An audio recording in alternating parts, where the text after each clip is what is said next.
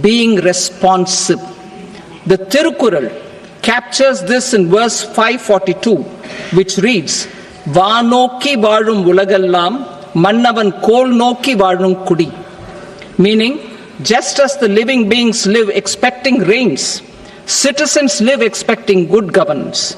Our government is committed to keeping an ear to the ground and a finger on the pulse and responding while balancing our national building efforts.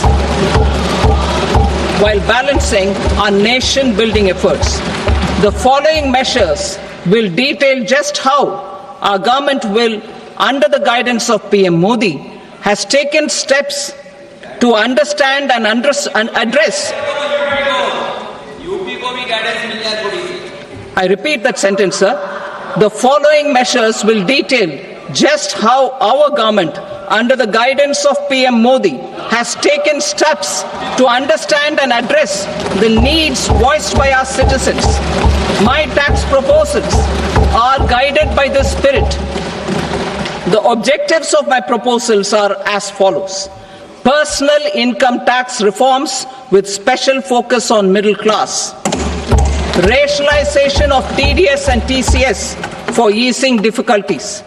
Encouraging voluntary compliance. Reducing compliance burden. Ease of doing business. Employment and investment.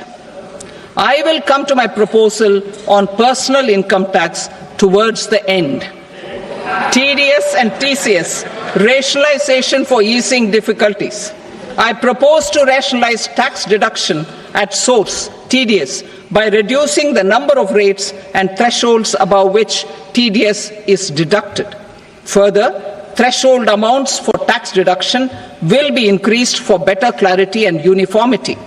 The limit for tax deduction on interest for senior citizens is being doubled from the present 50,000 rupees to 1 lakh rupees. Similarly, the annual limit of 2.40 lakh rupees for TDS on rent is being increased to 6 lakh rupees. This will reduce the number of transactions liable to TDS, thus benefiting small taxpayers receiving small payments.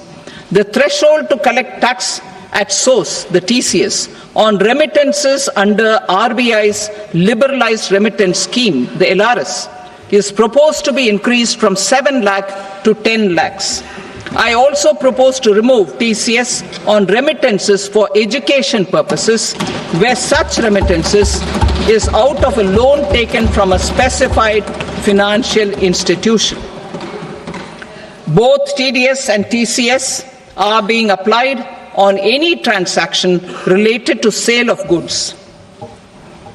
To prevent such compliance difficulties, I propose to omit the TCS. I also propose that the provisions of the higher TDS deduction will now apply only in non-PAN cases.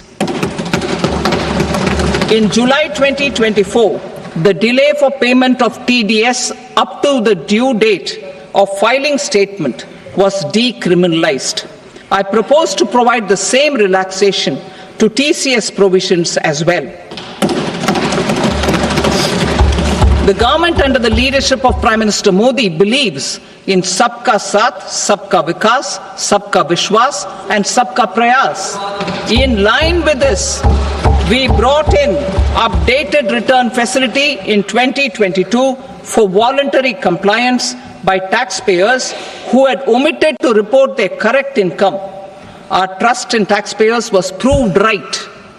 Nearly 90 lakh taxpayers voluntarily updated their incomes by paying additional tax. Taking this trust further, I now propose to extend the time limit to file updated returns for any assessment year from the current limit of 2 years to 4 years. I propose to reduce the compliance burden for small charitable trusts and institutions by increasing their period of registration from 5 years to 10 years. It is also proposed that disproportionate consequences do not arise for minor defaults such as incomplete applications filed by charitable entities. Presently, taxpayers can claim the annual value of self-occupied properties as nil only on the fulfillment of certain conditions. Considering the difficulties faced by taxpayers, it is proposed to allow the benefit of 2 such self-occupied properties without any condition. To streamline the process of transfer pricing and to provide an alternative to yearly examination, I propose to introduce a scheme for determining arm's length price of international transaction for a block period of 3 years. This will be in line with global best practices.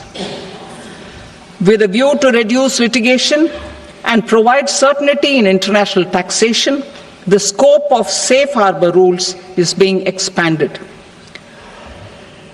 A number of senior and very senior citizens have very old national savings schemes accounts. As interest is no longer payable on such accounts, I propose to exempt withdrawals made from NSS by individuals on or after 29th August 2024.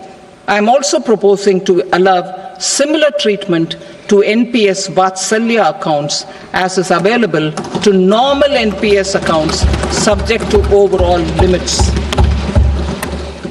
In my speech in July 2024, I had promised that all processes, including giving effect to appellate orders, shall be digitalized and made paperless over the next 2 years.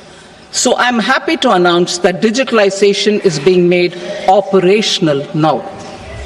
In July 2024, we brought in the Vivad Se Vishwas scheme to resolve income tax disputes pending in appeal. The scheme has received a great response, with nearly 33,000 taxpayers having availed of the scheme to settle their disputes. I have a few proposals to promote investment and employment. It is proposed to provide a presumptive taxation regime for non-residents who provide services to a resident company that is establishing or operating an electronics manufacturing facility.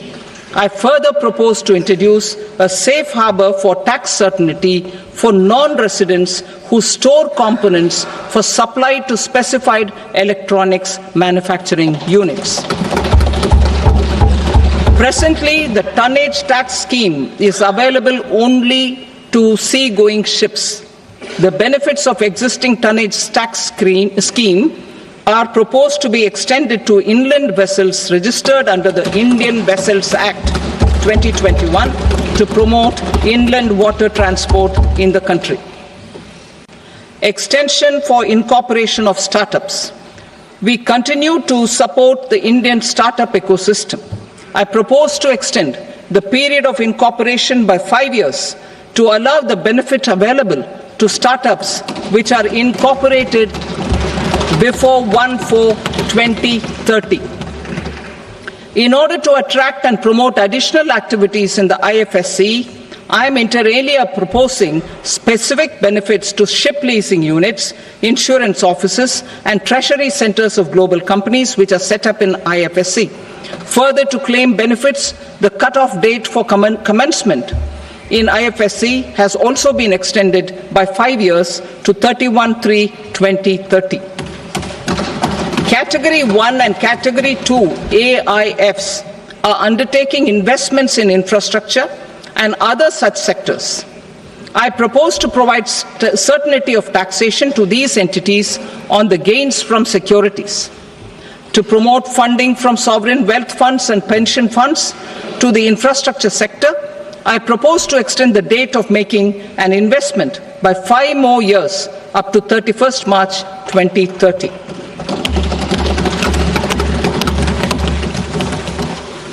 Personal income tax reforms with special focus on middle class.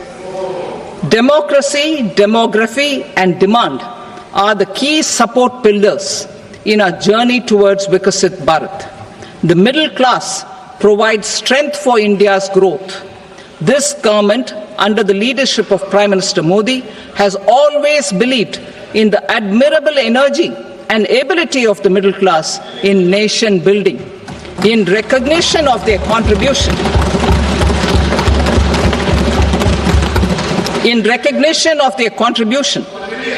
we have periodically reduced their tax burden.